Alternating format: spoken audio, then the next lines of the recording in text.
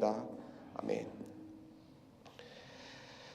오늘 우리에게 주신 하나님 말씀은 누가복음 말씀입니다. 누가복음 17장 11절부터 19절까지 저 여러분이 한 구절씩 교독하시고 마지막 9절 19절은 함께 받도록 하겠습니다. 누가복음 17장 11절에서 19절까지입니다. 제가 먼저 읽도록 하겠습니다. 예수께서 예루살렘으로 가실 때 사마리아와 갈릴리 사이로 지나가시다가 들어가시니 1명이 예수를 만나 멀리 서서 소리를 높여 이르되 예수 선생님이여 우리를 불쌍히 여기소서 하거늘 보시고 이르시되 가서 제사장들에게 너희 몸을 보이라 하셨더니 그들이 가다가 깨끗함을 받은지라. 그 중에 한 사람이 자기가 나은 것을 보고 큰 소리로 하나님께 영광을 돌리며 돌아와 예수의 발 아래 엎드려 감사하니 그는 사마리아 사람이라. 예수께서 대답하여 이르시되 10사람이 다 깨끗함을 받지 아니하였느냐? 그 9은 어디 있느냐? 이방인에게는 하나님께 영광을 올려드리는자. 함께 받겠습니다. 그에게 이르시되 일어나 가라 내 믿음이 너를 구원하였느니라 하시더라. 네, 방금 읽은 누가복음 17장 11절부터 19절까지의 본문을 가지고 기적을 위해 해야 할 것들이란 제목으로 말씀을 나누겠습니다. 사람은 누구나 각자 나름대로의 소원을 가지고 산다고 합니다. 소원이라는 말의 뜻은 어떤 일이 꼭 반드시 이루어지기를 바라는 그러한 간절한 마음입니다. 그래서 나이가 어린 이제 유치부 학생들부터 시니어 어른들 분들까지 작거나 큰 소원을 누구나 다 가지고 살고 그 소원이 꼭 이루어졌으면 하는 마음을 지니고 있습니다. 특별히 또 얼마 전에 제가 정말 오랜만에 몸이 조금 안 좋을 때가 있었습니다. 감사하게도 부모님께서 이제 건강한 몸을 주셔서 자주 아픈 편은 아닌데 오랜만에 조금 아파봤던 것 같아요. 근데 이렇게 아프면서 제가 느꼈던 게 몸이 아프게 되면 나의 소원이 바뀌게 되더라고요. 어떻게요? 얼른 낫고 싶다. 얼른 나아서 빨리 나의 일상생활을 좀 회복했으면 좋겠다라고요. 아프기 전까지는 그냥 너무나도 평범했던 의식하지도 못했던 그런 일상생활이었는데 아파서 그 일상생활이 무너지게 되니까 그런 것을 회복하는 게 소원이 되어버린 것입니다. 잠깐 몇 일 아팠을 때도 이 정도인데 하물며 큰 병을 앓게 되신 분들은 과연 어떠실까요? 저보다도 더 간절한 소원을 가지고 계실 것입니다. 바로 하나님께서 나의 소원을 들어주셔서 또 하나님께서 역사하시고 기적을 일으켜주셔서 내가 아프기 전 모습을 다시 회복하는 것을요. 그래서 우리는 계속해서 아프신 성도님들을 위하여 중보하며 기도하여야 되겠습니다. 하나님께서 그들을 온전히 회복시켜 주시도록요. 예수님께서 이 땅 가운데서 특별히 치유하시는 사역을 하신 이유가 있다면 그건 단순히 정말 아픈 병자들의 육체적인 회복을 위해서만 하신 것은 분명히 아닙니다. 죄로 인하여 영적으로 하나님께서 창조하셨던 그 본래의 모습을 잃어버렸던 우리들, 그로 인해 영원하신 하나님을 거부하고 떠나서 멸망할 수밖에 없는 그러한 우리를 회복시켜서 다시 영원한 삶, 영생을 누리게 하게 하여 주시기 위하여 주님께서는 이 땅 가운데 오셨고 또 수많은 병자들을 치유하셨습니다. 그래서 오늘 본문 말씀도 이 치유 사역의 한 가지 사건을 기록하고 있는데요. 바로 10 문둥병자를 치유하신 사건입니다. 그래서 오늘 본문의 이야기를 통해 우리가 기억해야 하고 또 배울 수 있는 것은 바로 정말 하나님께서 내 삶에 기적을 베풀어 주시길 원한다면, 내 삶에 하나님께서 역사하시길 원한다면 내가 어떻게 해야 하는가입니다. 그래서 우리가 어떻게 정말 하나님의 음성을 따라서 또 어떻게 반응해야 할지 오늘 본문 말씀을 통해 함께 알아보길 원합니다. 첫 번째, 하나님께서 정말 내 삶에 역사하시길 원한다면 그러면 우리는 간절히 부르짖어 간구해야 합니다. 본문 초반부인 11절부터 13절까지 말씀을 보시기 바랍니다. 예수께서 예루살렘으로 가실 때 사마리아와 갈릴리 사이로 지나가시다가 한 마을에 들어가시니 나병 환자 10명이 예수를 만나 멀리 서서 소리를 높여 이르되 예수 선생님이여 우리를 불쌍히 여기소서 하거늘.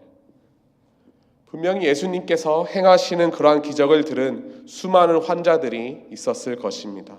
하지만 그들 중 특별히 오늘 본문에서 10명의 나병 환자가 고침을 받았던 이유는 너무나도 간단합니다.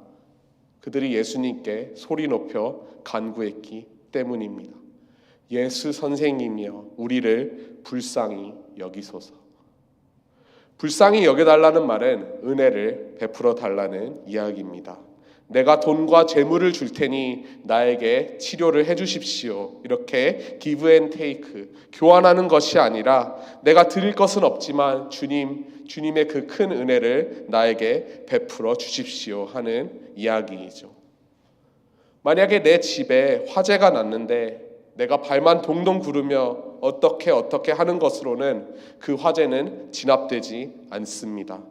소리 높여 불이야, fire 그것을 외치고 소방서에 전화해 간절히 도움을 요청하지 않는다면 화재는 해결되지 않습니다. 사는 성도 여러분, 하나님께서 정말 여러분의 삶에 역사하시길 원하십니까? 나의 소원을 들어주시길 원하십니까? 첫 번째 스텝은 바로 우리가 그것을 간절히 간구해야 할 줄로 믿습니다.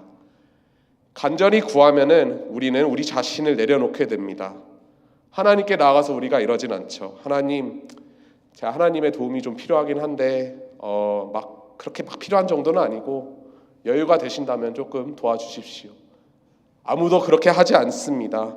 이렇게 하지 않습니까? 큰 소리로 주님의 이름 부르며 주님 정말 나를 도와주십시오. 나를 구원해 주십시오. 내 삶에 역사하여 주십시오. 우리가 이렇게 소리 높여 간구하지 않습니까?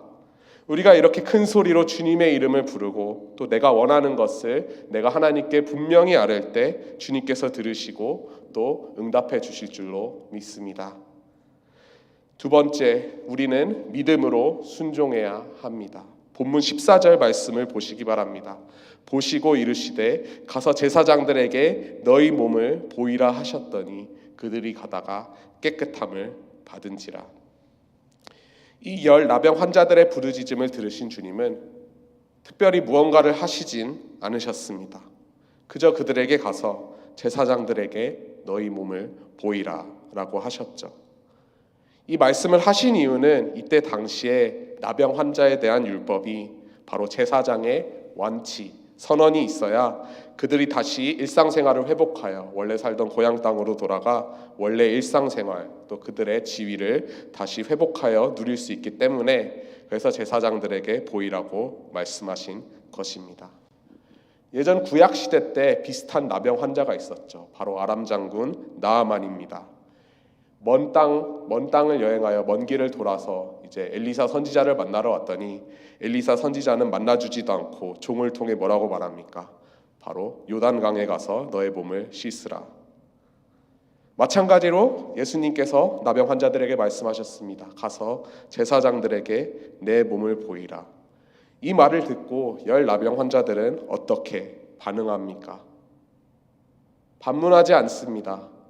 주님 우리를 만져주십시오. 무언가 이제 의학적 방법이든 손을 내밀어 만져주시든 안수하여 주시든 우리를 회복시켜 주십시오. 이렇게 묻는 것이 아니라 바로 즉각적으로 순종합니다. 바로 나를 치유해 주실 것이라는 그러한 믿음을 가지고 순종하는 것이죠. 나병 환자들은 본래 일반 사람들과는 어울리면 안 되었길래 이들이 제사장으로 또 원래 살던 땅으로 돌아간다는 것은 엄청난 용기와 또 결단이 필요한 일이었습니다. 혹여나 다시 쫓겨나면 어쩌지? 거절당하면 어쩌지? 이 나병 환자들에겐 그것을 챙길 체면도 없었습니다. 이들이 믿음으로 순종하지 않았다면 과연 하나님께서 이들을 회복시켜 주셨을까요? 한번 따라해 보시기 바랍니다. 기적은 순종하는 자의 특권이다. 우리의 사랑의 하나님께서는 내가 간절히 구하고 기도할 때 당신의 음성을, 당신의 응답을 여러 방법을 통해 우리에게 알려주십니다. 하지만 중요한 것은 그 응답을 들었을 때 내가 어떻게 반응하는 것입니다. 정말로 하나님께서 나를 회복시켜 주시고 나의 삶에 기적을 일으키시기를 원하신다면 하나님의 음성에 즉각적으로 반응해 내가 이해하기 어렵더라도 절대 믿음으로 순종하시길 소망합니다. 다시 한번 말씀드리겠습니다. 기적은 누구의 특권이라고요? 순종하는 자의 특권입니다. 마지막으로 우리는 회복시켜 주신 우리 삶에 기적을 베풀어 주시고 역사하신 하나님께 감사하며 영광을 올려드리는 삶을 살아야 합니다. 본문 후반부를 보시면 이 10명의 고침을 받은 나병 환자들 중 딱 한 명, 그것도 성경은 언급합니다. 사마리아인, 오직 사마리아인만 먼저 고쳐주신 하나님께 영광을 돌리며 다시 예수님께로 돌아와 감사를 드렸다고 합니다. 한 명만 사마리아인이라는 얘기는 바로 나머지 9명은 유대인들이었다는 얘기겠죠. 그리고 사실 이 9명의 다른 유대인 환자들도 이해가 되지 않는 것은 아닙니다. 이때 당시에 너무나도 큰 불치병이었던 문둥병으로부터 고침을 받았는데 바로 쏜살같이 제사장에게 가라는 말씀도 들었겠다. 바로 제사장에게 쏜살같이 검사를 받으러 갔겠죠.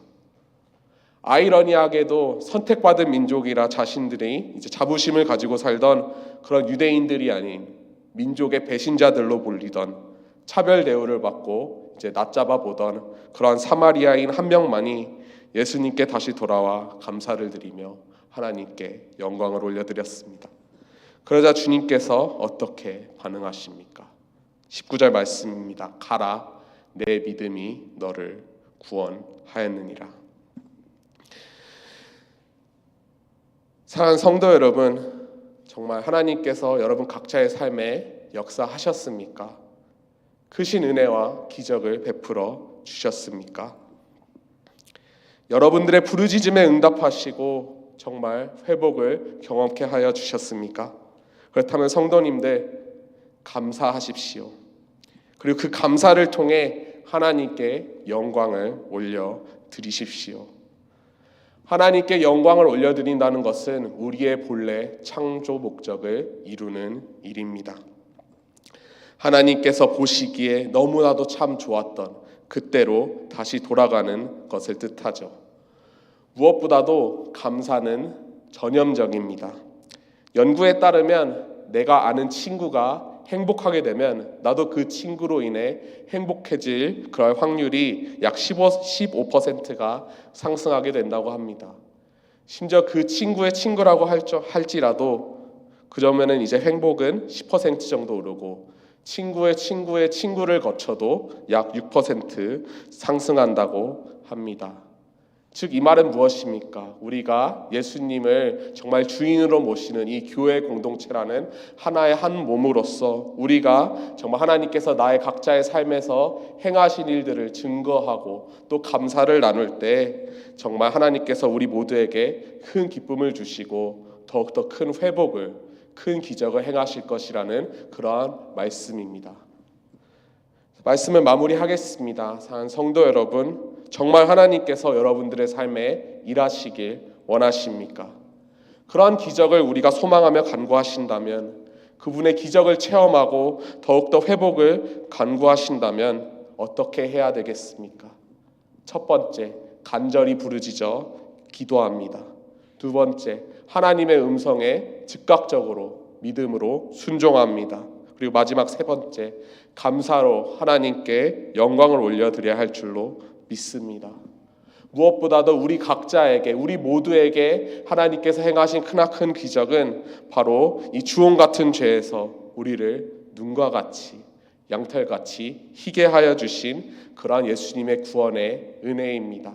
이 사순절 기간 예수님의 십자가 고난을, 나를 정말 구해 주시기 위해 가장 큰 기적인 이제 십자가에 못 박혀 죽으심과 다시 3일 만에 사흘째 부활하신 그런 하나님의 능력을 우리가 더욱더 우리 삶에서 각자가 간구하며 하나님께 감사를 올려드리며 영광을 올려드리는 삶을 살게 되시기를 우리 주님의 이름으로 축복합니다. 기도하시겠습니다. 사랑이 많으신 하나님 아버지, 참 감사합니다. 오늘 말씀을 통해 정말 우리가 우리 삶에서 하나님이 일하시길, 하나님의 역사를 우리가 더욱더 간구하며 나아간다면 우리가 어떻게 해야 될지 말씀을 통해 알려주시니 감사를 드립니다. 아버지 하나님, 우리가 더욱더 간절한 마음으로 주님께 우리의 간구함을 가지고 나오기를 기도합니다. 아버지, 내가 가지고 있는 체면과 아버지 나의 모든 것을 내려놓고 주님께 온전히 정말 간구함으로 나아갈 수 있도록 도와주시며, 아버지 무엇보다도 주님께서 우리에게 주님의 음성을, 주님의 응답을 들려주셨을 때 아버지 내가 그 말씀에 순종하게 되기를 간절히 소망합니다. 아버지, 그리하여서 나의 삶에 정말 하나님의 그 크신 은혜를 맛보아 알게 하여 주시고, 아버지 하나님, 그 은혜로 인해 아버지 내가 더욱더 감사하며 하나님께 영광을 올려드릴 수 있도록 도와주시며, 아버지 이 감사를 나눔으로 더욱더 공동체 안에서 큰 기쁨과 더욱더 아버지 하나님 주님을 찬송하고 주님을 경배하는 그러한 아버지 하나님 정말 우리의 수가 더욱더 늘어날 수 있도록, 아버지 하나님 더욱더 주님의 참된 제자의 삶을 우리 모두가 같이 누리며 살아갈 수 있도록 역사하여 주시옵소서. 각자의 선 자리에서 아버지 하나님 더욱더 감사가 흘러넘치게 하여 주시고, 아버지 하나님 주님의 역사하심을 경험하게 되기를 간절히 기도합니다. 오늘 하루도 주님께 올려드리오니 주님 우리와 동행하여 주시고 아버지 함께하여 주시옵소서. 감사드리며 살아계신 예수 그리스도의 이름으로 기도드렸습니다. 아멘. 주님이 가르쳐 주신 기도로 예배 마치겠습니다. 하늘에 계신 우리 아버지여, 이름이 거룩히 여김을 받으시오며 나라의 임하옵시며 뜻이 하늘에서 이루어진 것 같이 땅에서도 이루어지이다. 오늘날 우리에게 일용할 양식을 주옵시고 우리가 우리에게 죄 지은 자를 사하여 준 것 같이 우리의 죄를 사하여 주옵시고 우리를 시험에 들게 하지 마옵시고 다만 악에서 구하옵소서. 대개 나라와 권세와 영광이 아버지께 영원히 있사옵나이다. 아멘.